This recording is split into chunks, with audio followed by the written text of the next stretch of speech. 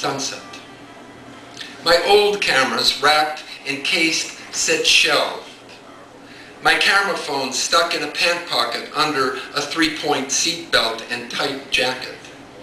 I track within the same narrow compass, using rush hour radio reports to find the least sclerotic arteries heading north for the late autumn weekend.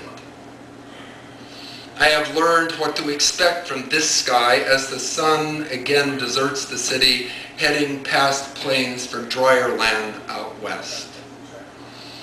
I remember the outrageous passion bent on searing off the heavens, leaving charred sky, deep black stippled with emerald stars, and that night in Mexico when drunk wind made the scudding clouds run bruised and shredded.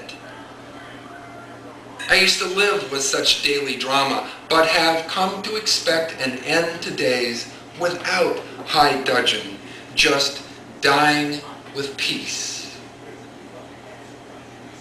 Traffic scraping along, I am surprised by the Western proscenium display. The day's prospects, foretold as endless gray, raise a haze curtain on low-level puffs. The sun, playing Klieg light over Saginaw, gives the backlit look of hairstyle models, and against the inverse laws, the farthest is the brightest. The light of truth just behind the 4-story edge of the northwest side. I call up memories of sunsets and dawns and find no match for this white light effect. When I look up again, the smooth nimbus has coiled into parallel rows of dreads, or the Frampton curls framing the wide smile of my son in that missing photograph. As I creep north, the cool blue and gray dew dye skip the orange and go straight to deep crimson. The random ends of the odd furled rows signal the end of the weather's performance. I stay in my lane past Montrose, grateful for a seat at this open book staging, surreal but natural, aching for words.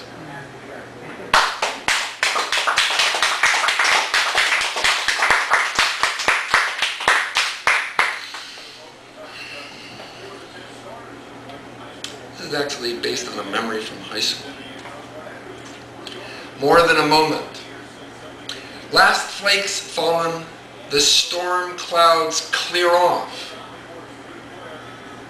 The sky would be midnight blue, but the arc-light moon blasts it to black and knocks the stars out of contention. I don't mind. My eyes are on the silk curves, the fresh fall, the clarity, cut, and sparkle of water whipped into crystals more brilliant than crown jewels on heads of state, spread out across the giant hip and shoulder of contoured land. If I stand still, the silence of the scene absorbs my breathing. The squirrels and rabbits, dogs and big toms are holed up or curled near a grate or hearth, and their rhythmic prints on this pure plain are yet to be made. Wondrous luster shines uncontested by transit or searching or the long strides back to the house I would make. Heel, trough marking the reach for each deep print, and toe drag showing where my shifting weight would turn for the next footfall. This moment, drawn out to eternity, reveals the beauty and the danger of heaven. Wow.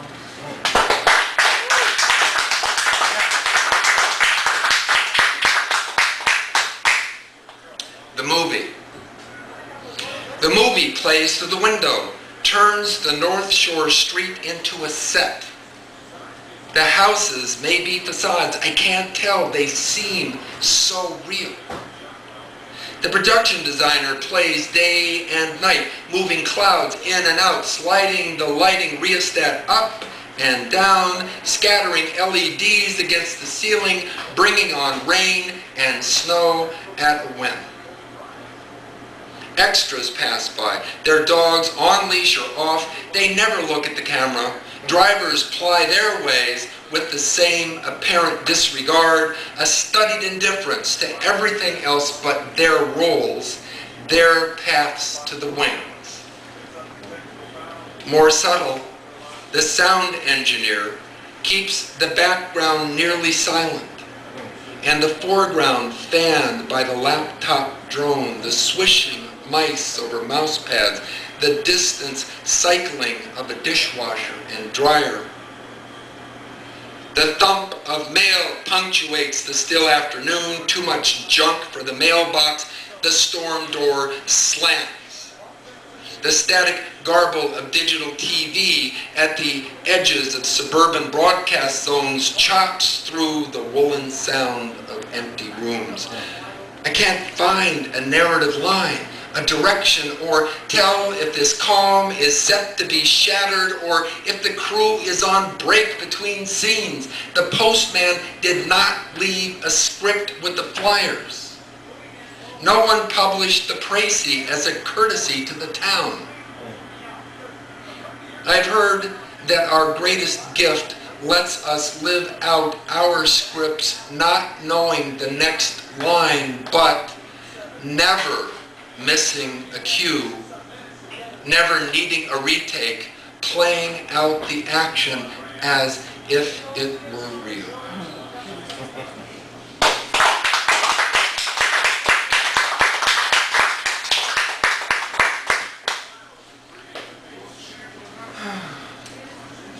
Three-poem warning. The dog. When watching my father work in the basement or the driveway, I leaned on benches or fenders, arms crossed, neck craned for a better view. I saw no mystery in his method, no sleight of hand, no double-jointed logic, possible only from long hours of practice. He was precise and never stopped till finished.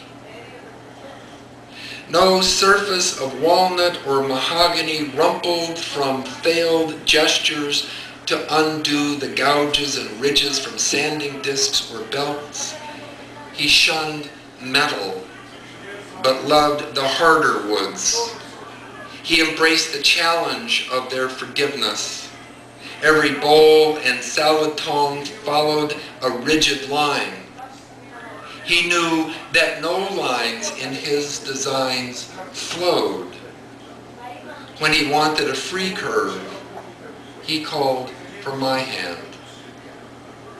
I watched and learned the work, how to hold the tools, to sway body and arms together, to take the sanding down one grade at a time, to wet the wood until the poor fibers fell to 4/0 paper. He let me practice each step once to get the feel. Then he'd always finish on his own long after I'd left.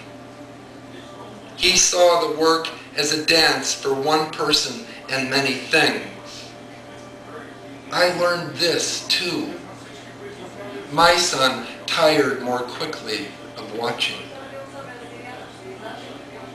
Much later, I could honor what I learned from him, but I rarely felt more than a visitor indulged in passing.